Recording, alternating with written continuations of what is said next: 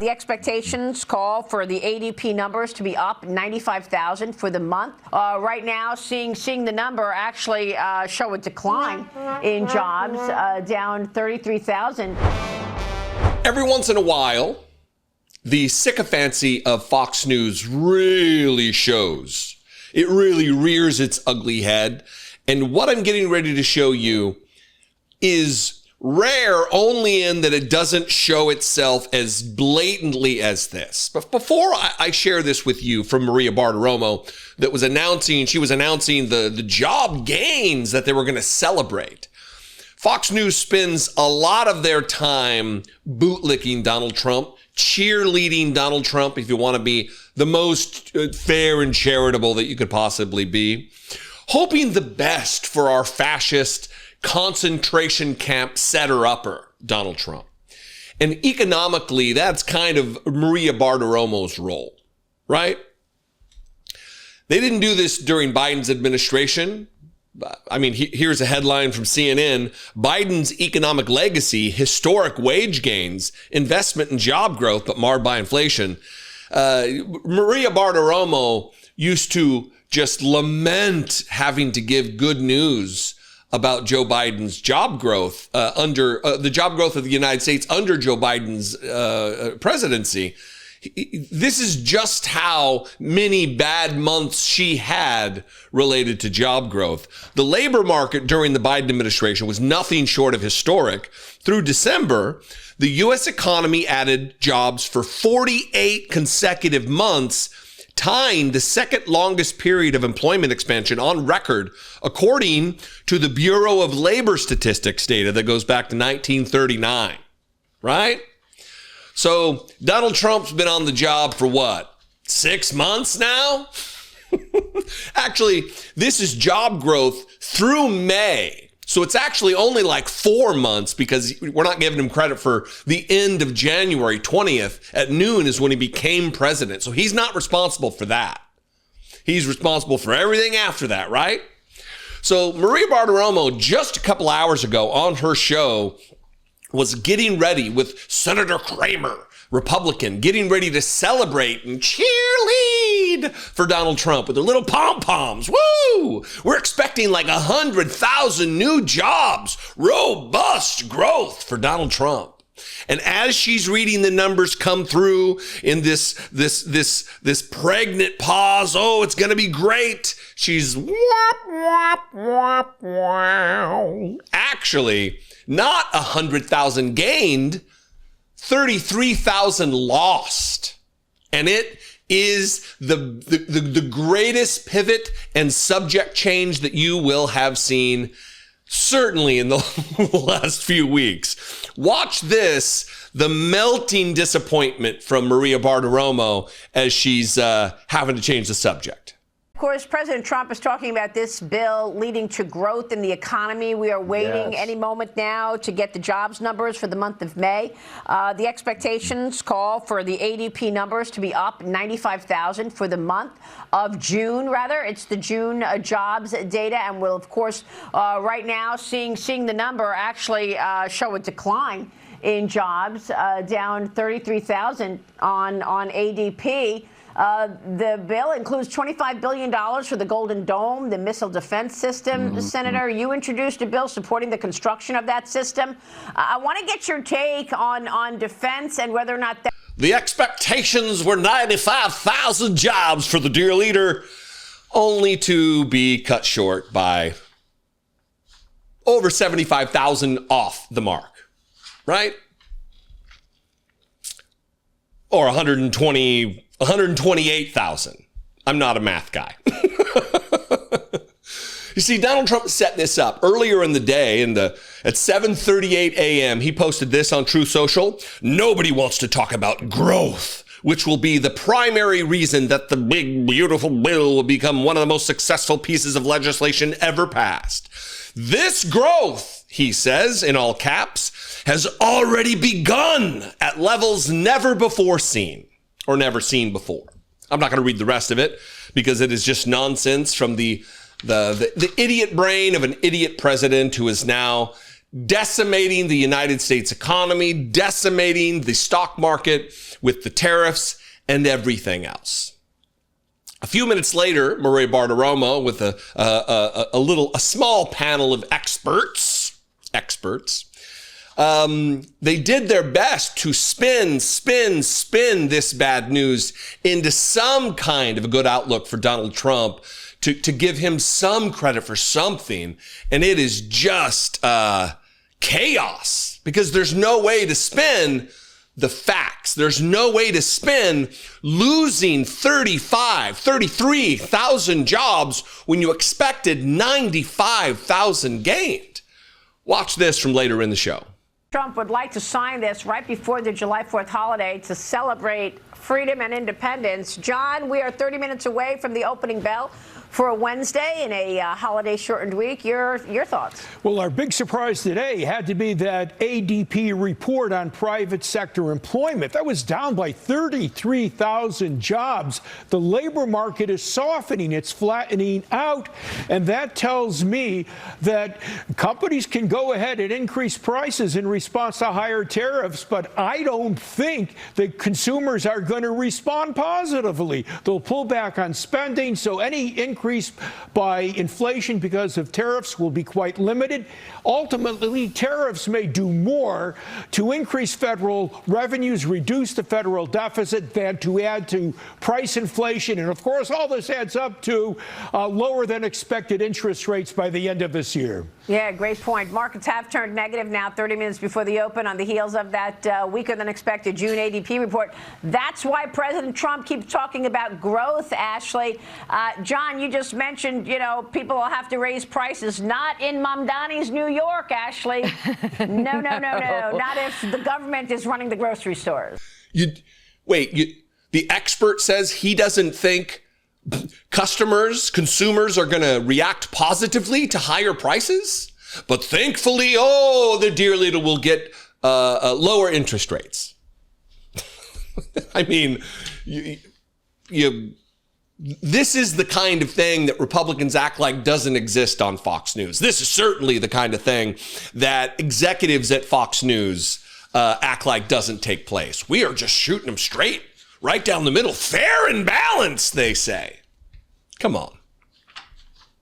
We can see what's happening here.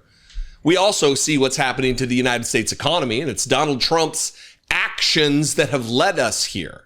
He took 48 solid consecutive months of job growth, and here we are. Job declines. Good job, Donald Trump. Good job, dear leader. Good job, big, beautiful brain. Good job, deleterious effects from your policies. Your choices. Trump was right about everything is another, I'll find it and put it up. The right about everything post. I saw that one on the feed as well. Was he right about this? Is he right about the economy? Is he right? Is he, Maria Bartiromo? Is there a specific time frame you expect the detainees to spend here? I'm going to spend a lot. Look, this is my home state. I love it. I love your government. I love all the people around. These are all friends of mine. They know them. We're starting to be able to see a pattern emerge relative to Donald Trump's cognition and when he is not slipping away. Look, it's not a constant thing that you just walk around and you don't know what's going on. It comes in fits and starts. It comes in stages. It comes in waves. Some days are better than others. Some moments during the days are better than others. And Donald Trump's day yesterday was not great. I don't know if it's his travel schedule and the tempo with which he has to be president. I don't know. But yesterday was a terrible day for Donald Trump. And I think I'm starting to understand the early signs of it. And I'm going to play that clip second, the early signs. And it deals with his insecurity and his talking about his IQ and his big brain and always being right and all that other nonsense. But yesterday he was asked a question when defending, promoting, selling the idea of alligator Alcatraz. They're giving concentration camps cute little fascist fucking names now. That's where we are in the course of history of this country. And a reporter asks a specific question. Is there an expected time frame that detainees will stay here? Days, weeks, months? What's the expected time that we can think that people will be subject to imprisonment in your wild animal concentration camp? That's the question. This is the answer, and it is. Look, it's not a cute. Oh yeah, we've got a president who can't think and who just rambles off and doesn't answer questions. It is dangerous for the fact that there's no one to hold him accountable. There's no one to say, oh, wow, this is a problem, that his most demented machinations will come true because he's surrounded by bootlicking sycophants, by utter shameless lapdogs. The people who fly their "don't tread on me" flags just can't wait to be tread upon by a man who can't even string two thoughts together most times of the day. Watch this and remember the question. The question is, how long can we expect migrants to be imprisoned in your camps? And listen to his answer. Dana Marie McNichol, Fox News Channel. Mr. President, is there an expected time frame that detainees will spend here, days, weeks, months? And does that have anything to do with the immigration judges you just spoke about being trained and staffed here? When you say, what was the first part of your question? Is there a specific time frame you expect the detainees to spend here? Days, weeks, months? In Florida? Yes, here at Alligator Alcatraz. I'm going to spend a lot. Look, this is my home state. I love it. I love your government. I love all the people around. These are all friends of mine. They know them very well. I mean, I'm not surprised that they do so well. They're great people. Ron has been a friend of mine for a long time. I feel very comfortable in the state. I'll spend a lot of time here. I want to, for 4 years, I've got to be in Washington, and I'm okay with it because I love the White House. I even fix up the little Oval Office. I make it, it's like a diamond. It's beautiful. It's so beautiful. It wasn't maintained properly, I will tell you that. But even when it wasn't, it was still the Oval Office, so it meant a lot. But I'll spend as much time as I can here. My vacation is generally here because it's convenient. I live in Palm Beach. It's my home. And I have a very nice little place, nice little cottage to stay at, right? But we have a lot of fun, and I'm a big contributor to Florida, pay a lot of tax. And a lot of people move from New York, and I don't know what New York is going to do. A lot of people moved to Florida from New York, and it was for a lot of reasons, but one of them was taxes. The taxes are so high in New York, they're leaving. I don't know what New York's going to do about that, because some of the biggest, wealthiest people and some of the people that pay the most taxes of any people anywhere in the world, for that matter, they're moving to Florida and other places. So we're going to have to help some of these states out, I think. But thank you very much. I'll be here as much as I can. Very nice question. With that, I'd like to just end by saying I want to... Listen, if you need to rewind and watch how that went down, because he asks for a clarification. He asks her to repeat the question twice. And then after she repeats it, clearly, it is clear, it is concise, it is precise, it is obvious what she's asking. It's not convoluted. It's not multiple questions strung together and he forgets one part of a multi-part question. That's not what happened. She asks it twice. And then he says, well, I'm going to spend a lot of time here. This is my home state. It's beautiful. I love Ron. I love all the people. What? It's not that he fears what the answer is. They revel in their cruelty. They are proud of the inhumane nature of this particular administration, this Trump 2.0 duh. They love it. It's not that he's avoiding the controversy. It's that he fundamentally either just forgot what she asked, which is a problem since it was asked twice, or he thinks that was what was asked. I mean, it's a dangerous situation for all of us. Now, going to my theory, my hypothesis is that when Donald Trump goes into a day feeling weak mentally, insecure about himself, that's when this arises. And yesterday on the plane, on the way to his alligator concentration camp, Donald Trump was asked a question and responded in this meandering thing about how it's about the budget. And he's talking about his high IQ and how people voted for him because of his nice high IQ, and we like high IQ people, and he was right about everything, and that's why we have the hats, because I was right. It's just, he's mired in crippling insecurity. He feels terrible about himself. And when this rears its ugly head is on the days where he ends up rambling like he did. Watch this from Air Force One. What about him? Just give us a little idea of Well, I just don't think he does a good job for the country. He's always a no. I call him Rand Paul Jr. He's always a no. Nothing constructive at all. I mean, just terrible. Thomas Massey from Kentucky. And nothing constructive. I don't think he's a very smart guy. Good education, but that's about it. I guess what I should have asked is, to what degree are you trying to make an example out of him? I don't care about it. I don't think about him. I mean, you know, when I oppose somebody, and for some reason the voters, almost always, they seem to go along with me because they know I'm working hard. I have a nice high IQ. They like that, you know. We like high IQ people. But they know I make good decisions. That's why we have that. Trump was right about everything, right? But, you know, I don't like guys like, they just keep saying, no, I vote no, I vote no. There's nothing. Let him do something. Let him get what he wants to vote yes. But if you look at his voting record, it's always against. Who do you like? He's going to have an opponent. He's going to have a big opponent, a good opponent, who's going to win. A poll just came out, and it showed anybody I endorse against Massey loses by 25 points. So he's going to be history, I think. So start trying to pay attention to these patterns. Start trying to identify when you see him on his way somewhere and you see a clip go viral and him talking about how smart he is or how he was right about everything or his IQ or his big brain or his best words or whatever.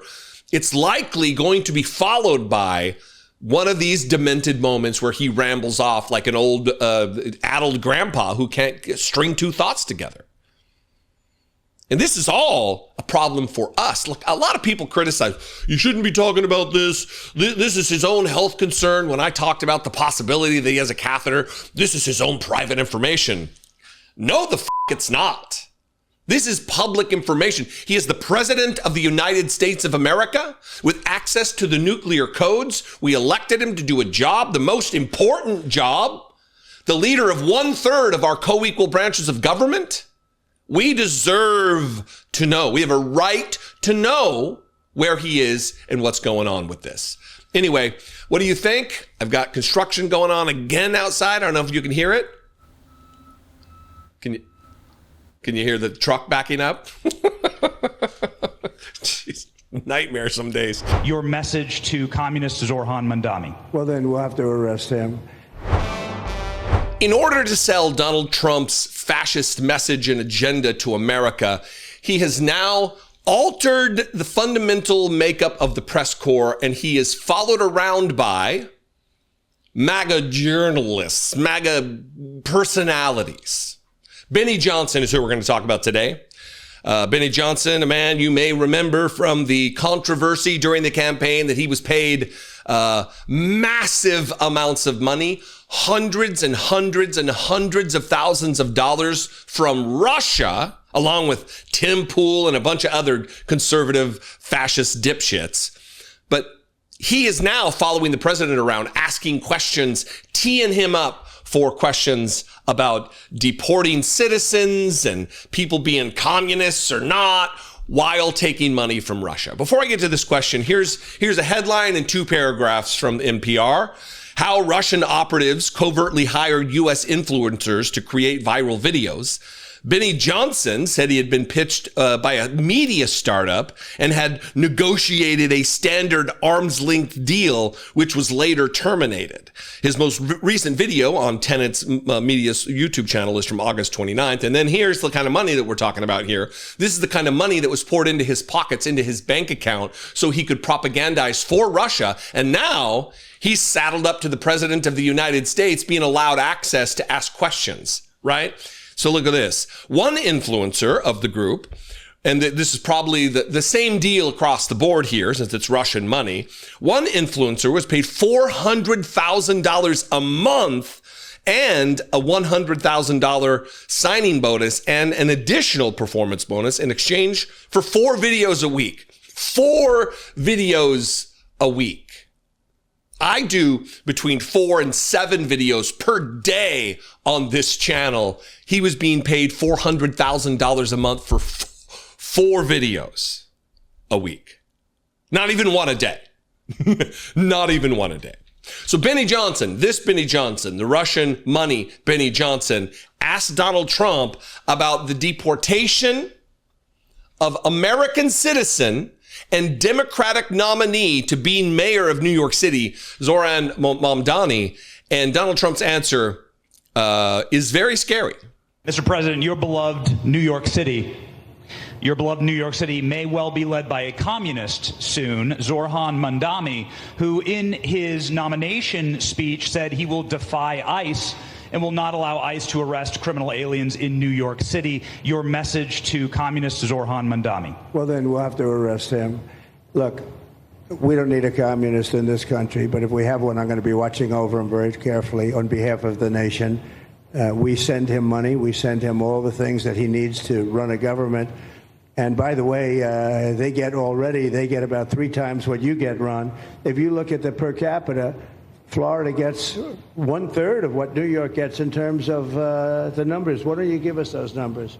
Yeah, well, because that's what we should send him. Yeah, well, like sometimes people say Florida gets more because they count Social Security recipients, but that's not money to the state. Those are seniors that live here. If they moved to North Carolina, you could count it there. So it has no interaction with the state government. They get more on the city and state governments than we get. Right, substantially. We're going to be watching that very carefully, and a lot of people are saying he's here illegally. We're going to look at everything, and ideally. He's going to turn out to be much less than a communist. But right now, he's a communist. That's not a socialist. I've always said, we will not have socialism in this country. In the speeches, I said, well, what? They skipped socialism. And you got a lot of them like that. And you see AOC, she's out there with her, bad IQ. She's out there ranting and raving about how wonderful he is. And look, so far he's winning. He still has a race to win, but so far he's winning, and he has an advantage as a Democrat in New York City. I was there a long time ago, and it was a long time since a Republican won the city. But you would think that a Republican would be able to win. Or you have a good independent running, Mayor Adams, who's a very good person. I helped him out a little bit. He had a problem, and he was unfairly hurt over this question. He made a statement to the effect that this is terrible. New York City can't have all these immigrants come in. And like he was indicted the following day. And I said, that was a phony indictment. And it was a phony indictment. That was a Biden indictment. I said, don't feel bad. I got indicted 5 times every time you opened your mouth. That was a bad group. That was a very dangerous group, I will tell you. These were not nice people.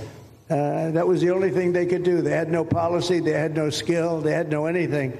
But they were very good at that. They were vicious, vicious, horrible people. Thank you very much. We will have to arrest him. One, obviously, this wasn't a journalist. That's why I looked into this, because who's asking the question like this? Who's framing the question like this?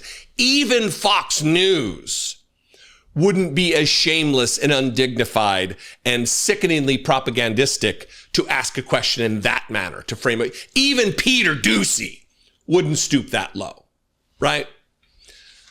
And Donald Trump just, we will have to arrest him, says the President of the United States of America about the Democratic nominee, the man that voters in New York City, our most populous city, voted for overwhelmingly to lead them in the primary, obviously.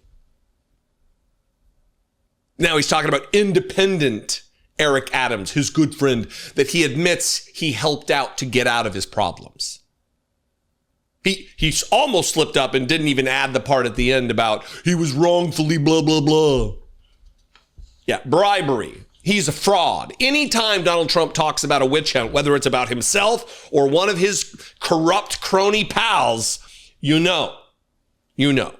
Now, Donald Trump doubled down on this just this morning, 8:38 a.m. on True Social, Eastern Time. He posted this. as president of the United States, I'm not going to let this communist lunatic, capitalized for some reason, destroy New York. Rest assured, I hold all the levers and have all the cards. I'll save New York City and make it hot and great again, just like I did with the good old USA. Now, there's a lot to talk about here. One is that Donald Trump in no way holds the levers. And I don't think it's by accident that he's talking about democracy here, about voting, that this person was just elected to be the Democratic nominee for the office of mayor. And Donald Trump's talking about he holds the levers. That's a metaphor that when you pull the lever in a voting booth, you vote for someone. Donald Trump is acting as though he possesses the power to decide who gets into their positions that are supposed to be democratically elected. That's a problem. Secondly, the hot and great, this was obviously just before the job numbers came down. The 95,000 new jobs that were expected into the economy, the hot and great U.S. economy, was actually 33,000 jobs lost. 33,000 lost, not 95,000 gained. It's a swing of like 120,000, right? Yeah, fantastic. So this is all bad. This is one, rewriting of what's happening and taking place in the country right now. This is also allowing these Russian-paid propagandists to follow Donald Trump around and frame questions so he can propagandize his fascism, his destruction of American liberty, his destruction, his lack of adherence, his violation of the Constitution of the United States. And it's also weaponizing his office to threaten arrest, deportation, which is not even a thing if you're a citizen, of an American citizen. If you disagree with Donald Trump, even if you're Elon Musk, there's going to be chatter about deporting you, because we all have to fall in line and do what the dear leader says and tell the emperor that he has great clothes on, even though he's naked. This is what they want. This is what they demand. Not just from people in power and people in influence and people who are well known, but from you. Anyway, what do you think? You can comment below. You can also call the voicemail line, 714-576-4054. Of course, as always, you can email me daily@dollemore.com. I would love to hear from you. I would also love if you would consider helping support this work on this channel that I do on a daily basis. You can help me produce these videos. You can become a channel member for $2 a month. Click the join button. You go to my Patreon page, patreon.com/iDataPodcast. But listen, obviously it would be better if it's me that you'd support. But if there's someone else out there and it's not me, if you casually watch once in a while and you can take or leave me, awesome. Find someone out there that you do appreciate, that brings you value, and support that person. $2 a month goes a long way when someone is able to marshal the size of their audience and use the collective influence of the numbers. Senator Paul said that that your vote was a bailout for Alaska at the expense of the rest of the country. Oh my God. That's what Senator Paul said.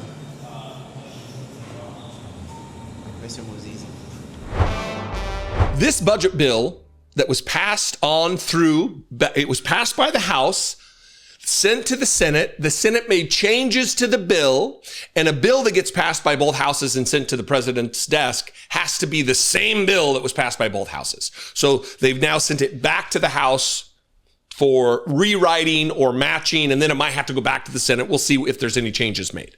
But the way that it was passed, it was effectively Lisa Murkowski from Alaska, someone who's considered kind of a moderate Republican. We can dispense with that. This is why I challenge Democrats in leadership when they say extreme MAGA Republicans. Hakeem Jeffries is fond of using the phrase extreme MAGA Republicans. They're all extreme MAGA Republicans. They all are. If you vote for Donald Trump's big, beautiful bill that's going to rob 16 million Americans of their health insurance, that's going to cut $300 billion from food assistance for children, you're an extreme MAGA Republican. And Lisa Murkowski was the deciding vote. J.D. Vance was the deciding vote, but she without Lisa Murkowski's vote, there wouldn't have been any position for J.D. Vance to be voting because he's the president of the Senate. Anyway, there's all this stuff. I say most of this for foreign watchers who don't understand our very bizarre system.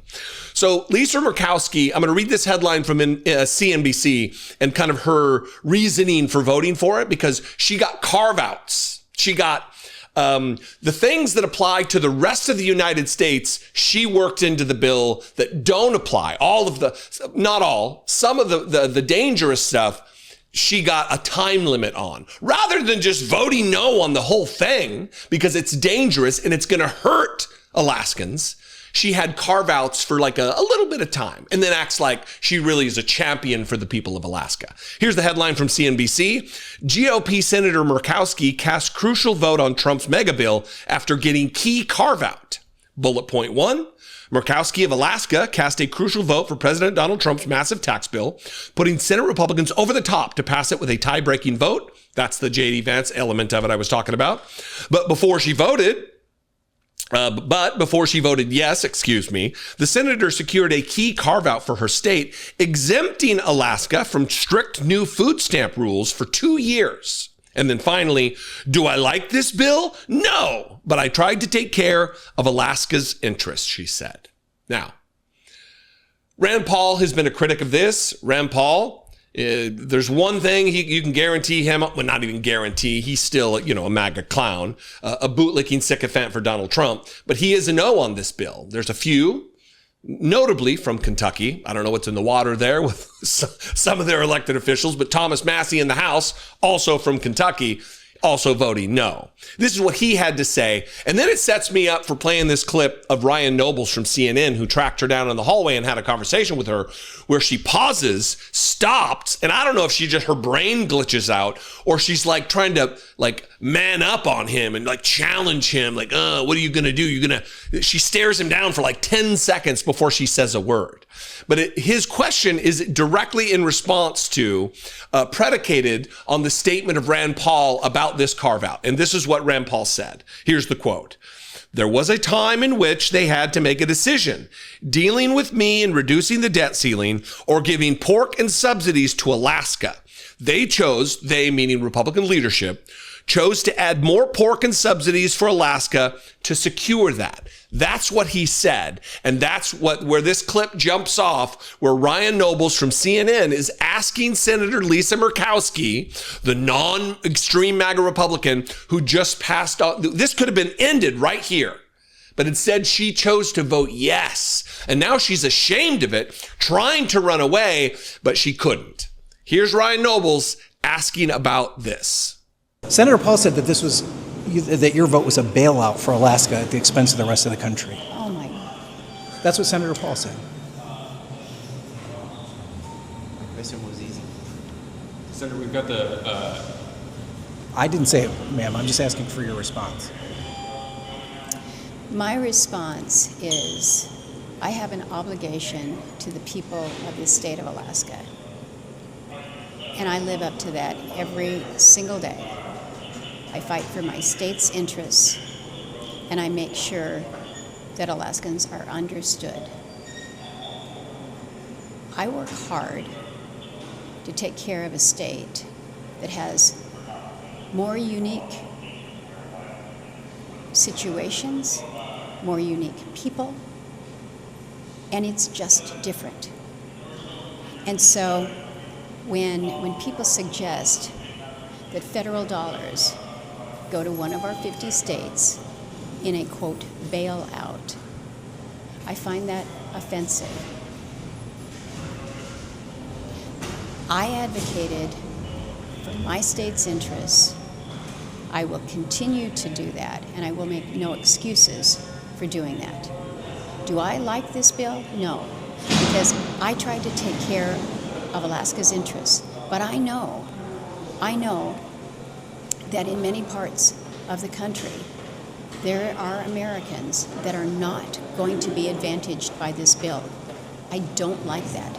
I don't like the fact that we moved through an artificial deadline, an artificial timeline to produce something, to meet a deadline, rather than to actually try to produce the best bill for the country. But when I saw the direction that this is going, you know, you can either say, I don't like it, not try to help my state, or you can roll up your sleeves. Listen, Lisa, taking care of Alaska's interests would have been voting no for this. Why is it you don't like the bill? I'll wait. Not quite 10 seconds like you stared down Ryan Nobles in that time frame. But why? Why'd you vote yes at all if you hate it? You could have said no, put an end to it, given decent, reasonable people a little bit of leverage to actually negotiate on this thing. Instead, you bent the knee to Donald Trump. This is the same woman who has expressed fear that people, she has said, her colleagues in the Republican caucus are afraid of Donald Trump. And I don't mean like electorally afraid of being primaried, afraid of opponents being flush with cash in a race against them. Safety.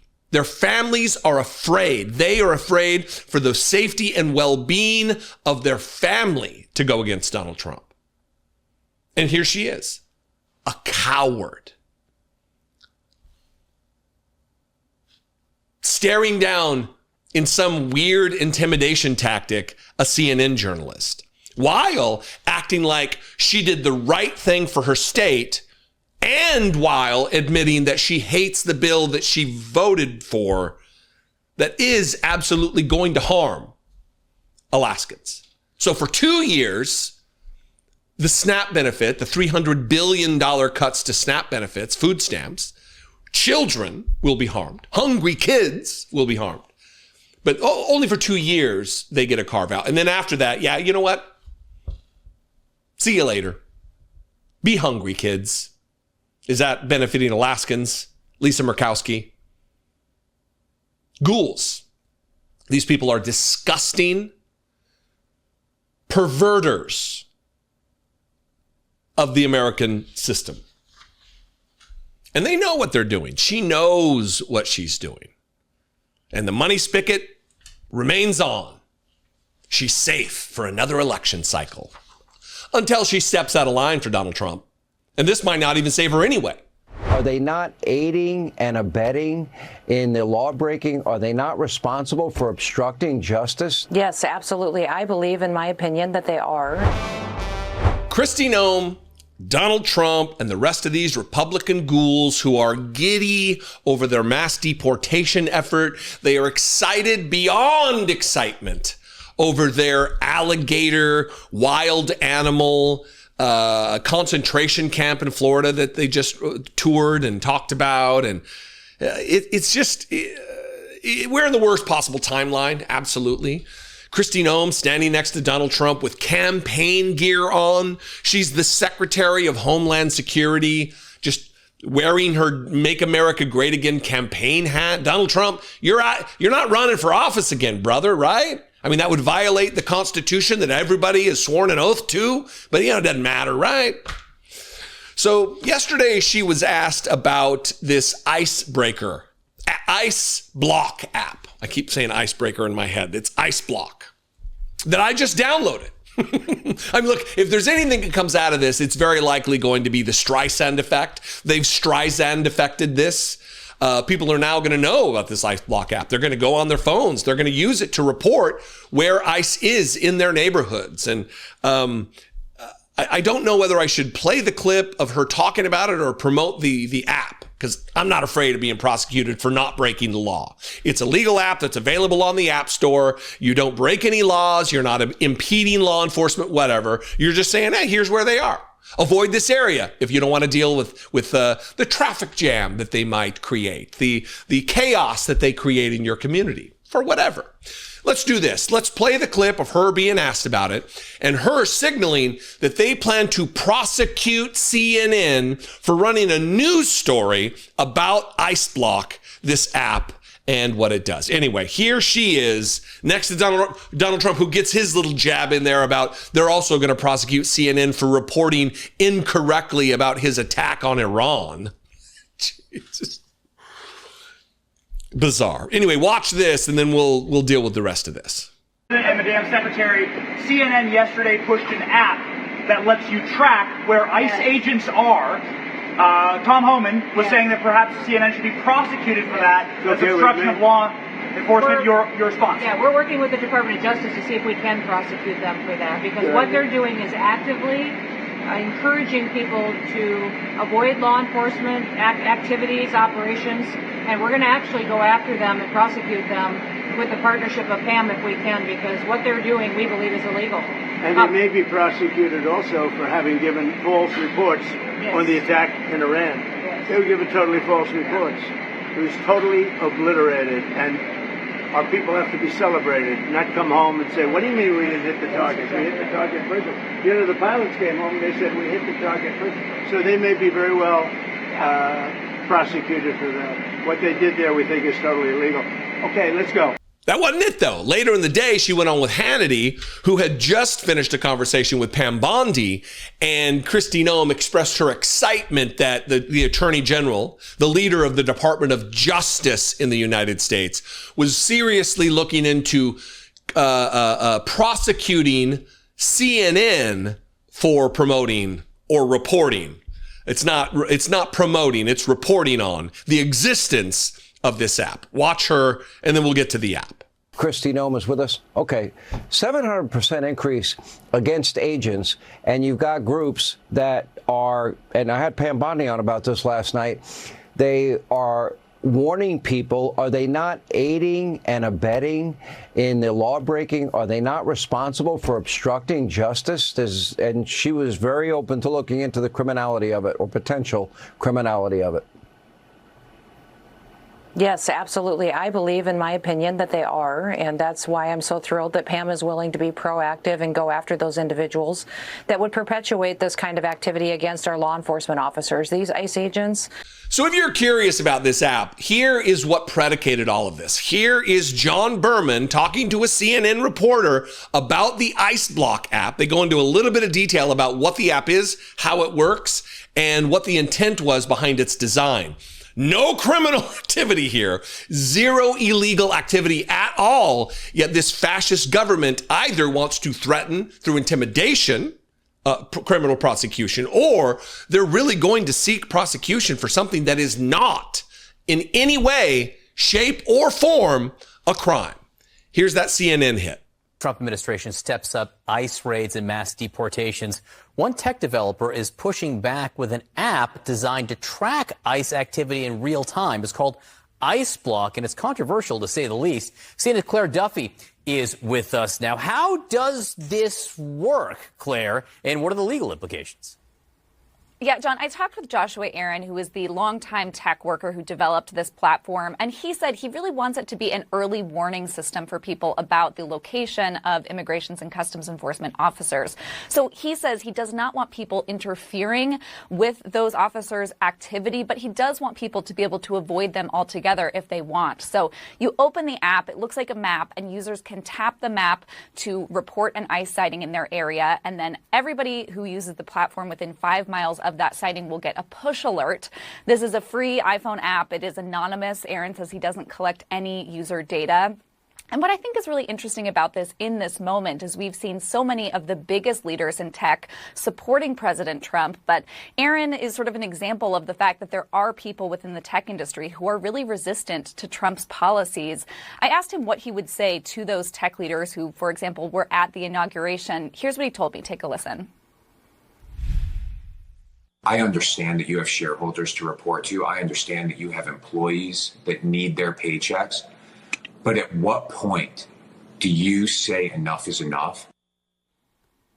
And John, I should say that ICE did not respond when I asked them about this platform and about Aaron's opposition to their activity.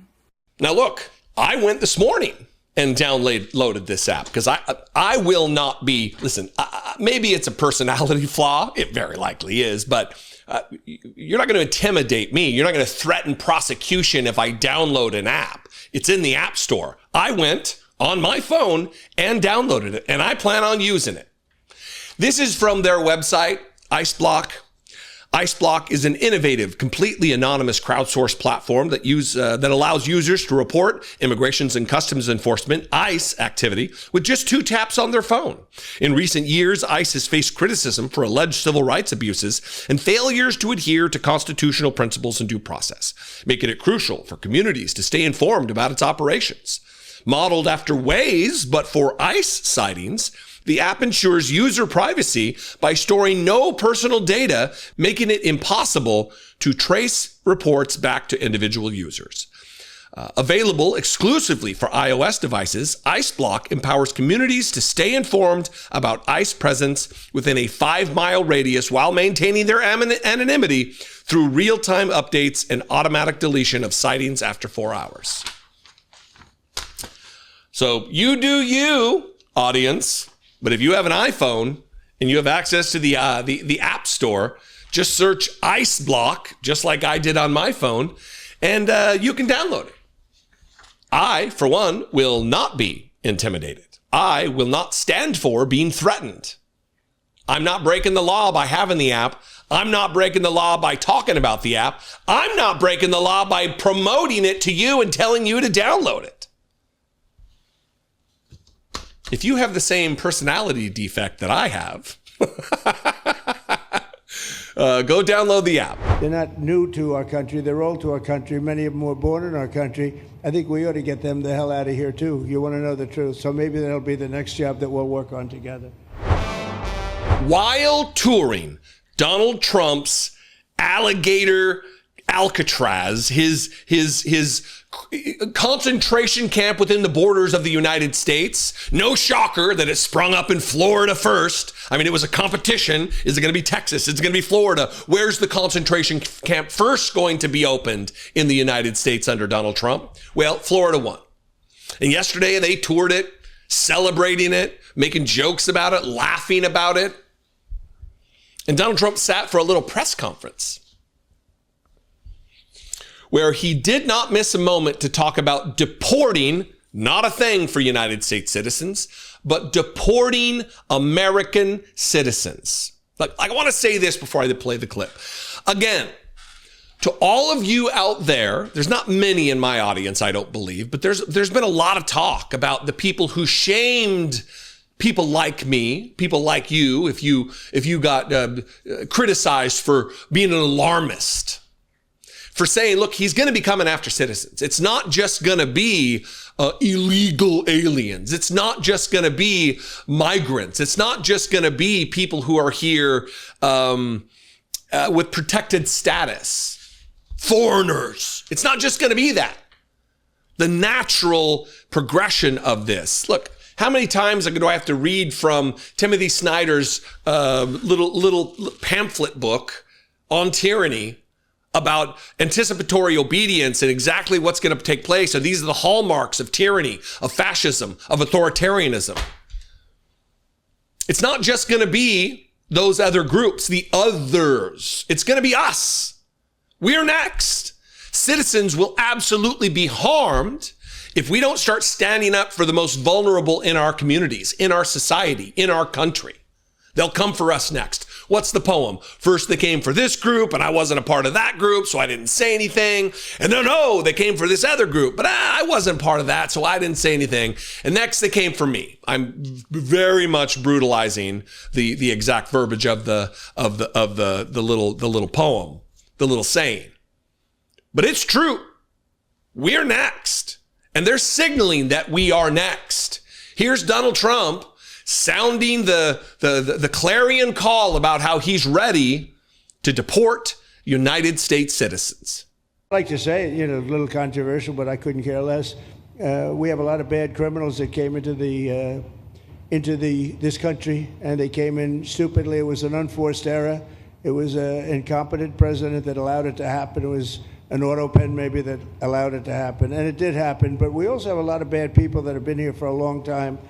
People that whack people over the head with a baseball bat from behind when they're not looking and kill them. People that knife you when you're walking down the street. They're not new to our country. They're old to our country. Many of them were born in our country. I think we ought to get them the hell out of here, too. You want to know the truth. So maybe that'll be the next job that we'll work on together.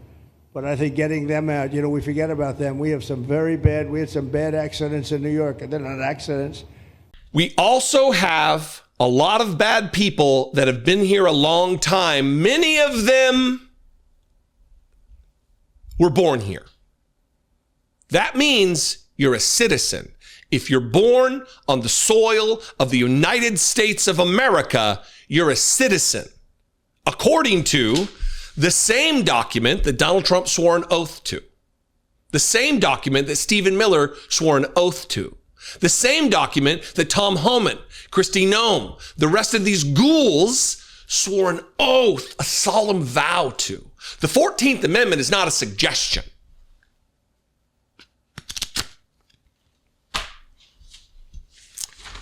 And he goes on, so we're going to get them the hell out of here too. If you want to know the truth, he says, he's very, very fond of telling the truth, Donald Trump. So maybe that'll be the next job, to deport American citizens. He's already weaponizing his government against the democratically nominated for New York City Mayor, Zoran Mamdani, a naturalized U.S. citizen.